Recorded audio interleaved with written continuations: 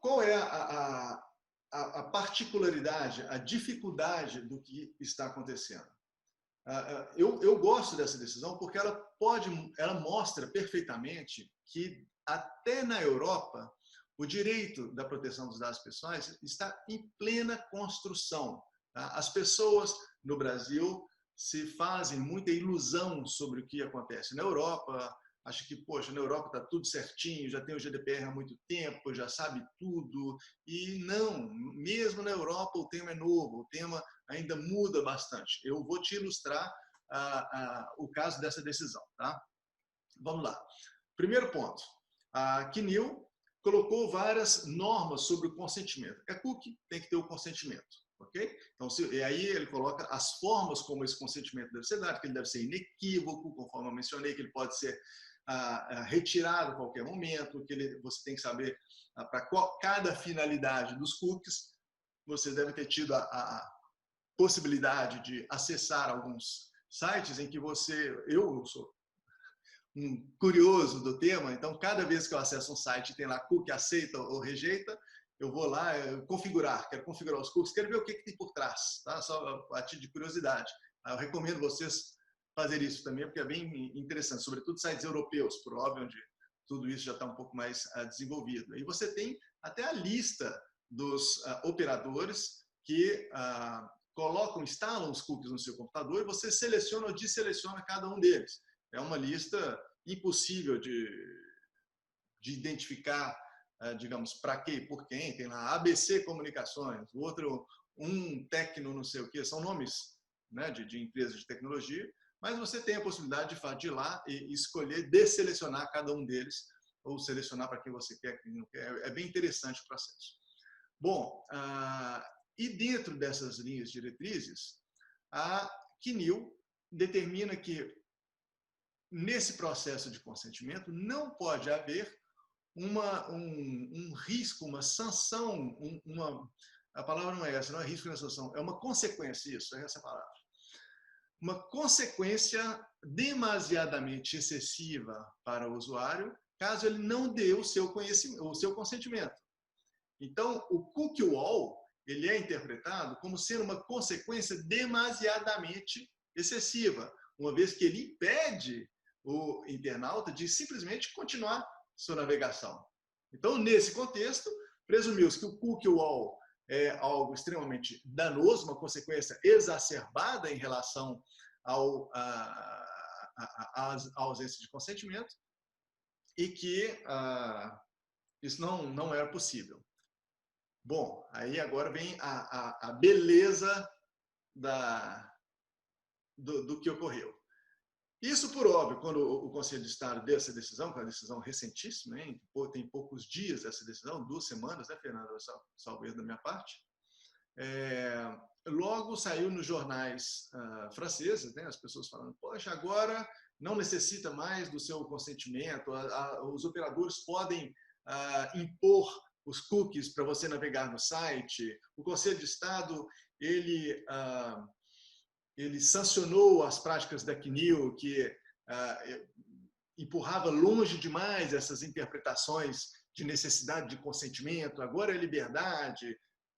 Não falaram com essas palavras, mas o que tinha por trás era quase um oba-oba. Tá? Agora todo mundo pode tudo, ele foi sancionado, etc. E, na verdade, não tem nada disso. Tá? O que vem, a beleza ou a polêmica da situação, ela vem por 2 aspectos. Primeiro, o que o Conselho de Estado sancionou foi a forma na qual a CNIL colocou essa imposição sobre os cookies. Porque isso é uma diretriz sobre a aplicação dos cookies. Uma diretriz, para aqueles que são juristas ou advogados, por favor, me perdoem, mas aos que não são, eu tenho que explicar aqui um pouquinho melhor. Uma diretriz para um ente regulador nada mais é do que um instrumento que eles chamam de soft law, de direito macio, de direito flexível. Tá? ele não tem uma força normativa específica. Tá? Ele diz a interpretação da autoridade sobre aquele tema ou sobre, eventualmente, como ela interpreta uma lei e etc. Ou seja, a CNIL não disse que a prática em si de vedar os cookie walls consiste em uma prática incorreta ou ilegal. A única coisa que o Conselho de Estado diz é que essa vedação, como foi colocada na diretriz, não pode ser veiculada por meio de um instrumento de soft law, por uma diretriz. Ponto. Tá? Ou seja, teoricamente, essa mesma restrição, caso fosse colocada em outro instrumento normativo, ou talvez uma resolução, ou talvez aí por óbvio, né, aí a gente já sai um pouco do escopo de ação da CNIL, mas o equivalente a um decreto ou alguma outra coisa, ela poderia, talvez, a gente não sabe, isso não foi trazido ao conhecimento do juiz, mas ela poderia eventualmente ser aprovada. Então, o primeiro ponto sobre essa decisão diz respeito exclusivamente à forma na qual essa interdição foi veiculada, ou seja, por meio desse instrumento de soft law, que, por sinal, para aqueles que trabalham com regulação, é o instrumento, por natureza, de uma agência reguladora. Tá? Quanto mais ele trabalha por meio do soft law, de diretrizes, de incentivos, etc., pelo menos na minha parca visão, melhor, mais adequado a qualquer instrumento de regulação, uma vez que as circunstâncias mudam muito rapidamente. Bom, feito isso, não se pode dizer, e já há discussão sobre isso aqui na Europa, que não se pode implementar um cookie wall. Tá? Por exemplo, pode ser que na aplicação de um caso concreto, caso a CNIL sancione alguém em função de um cookie wall, e essa sanção seja objeto de contestação junto ao Conselho de Estado, aí sim nós veríamos se o princípio do cookie wall é de fato proibido ou não. O que foi sancionado pelo Conselho de Estado não foi o princípio, e sim a forma na qual, o veículo na qual ele foi veiculado.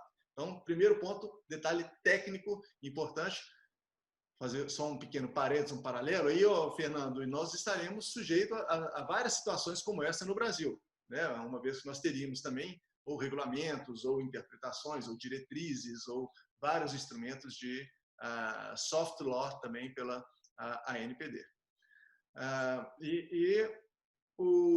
Um outro aspecto curioso dessa decisão, um outro detalhe técnico relevante e dos mais relevantes, para te falar a verdade, consiste no fato de que essa interpretação sobre os cookie walls, ela não é da CNIL. A CNIL nada mais fez do que citar uma interpretação do European Data Protection Board, o Comitê Europeu da Proteção dos Dados. Quem é o Comitê Europeu da Proteção dos Dados? Há um grupo em direito de proteção dos dados europeus que trata de GDPR, que consiste em todas as agências reguladoras de proteção de dados da Europa, mais a própria agência da Europa, tá? Que se reúnem e que formam esse European Data Protection Board. Okay?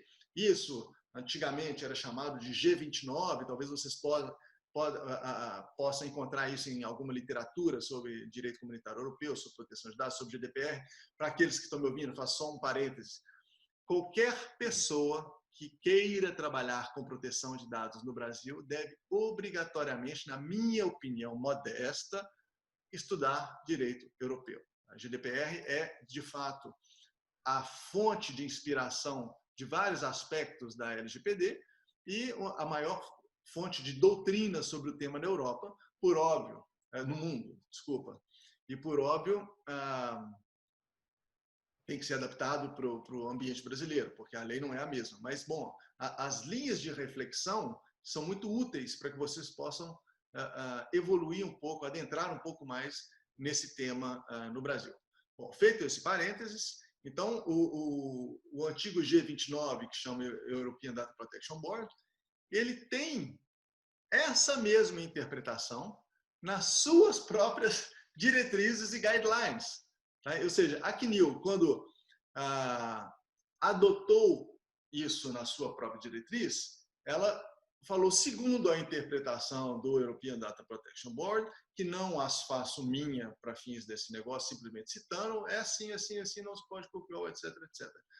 Ou seja, criou-se uma situação um pouco paradoxal, ligada à dificuldade de competência dentro da União Europeia, porque o Conselho de Estado sancionou uma regra que, teoricamente, era oriunda da própria CNIL, da Autoridade Nacional, em função da fragilidade do veículo na qual ela foi veiculada, só que, a nível europeu, no qual o Conselho de Estado não tem competência para julgar, nós temos um organismo supranacional equivalente a essa autoridade de proteção de dados, ou pelo menos para fins de orientação geral dos temas sobre a matéria, que ela, por um instrumento muito similar, que também é uma diretriz sobre a interpretação disso e daquilo, ela tem esse mesmo entendimento. Ou seja, na minha leitura, Fernando, essa decisão do Conselho de Estado, embora tenha feito bastante barulho, tá? E aqueles que são estudiosos do tema, aí, como você, por exemplo, ficaram sabendo, não é tanta gente sabendo que se interessa sobre isso, nesse sentido, eu parabenizo você aí pelo seu espírito inquisitivo, mas eu acredito que se trata mais de uma decisão sobre a forma do que sobre o fundo, tá? De forma que eu não acredito que isso vá modificar substancialmente a forma como os cookies devem ser coletados dentro da Europa. Essa é a minha opinião sobre o tema.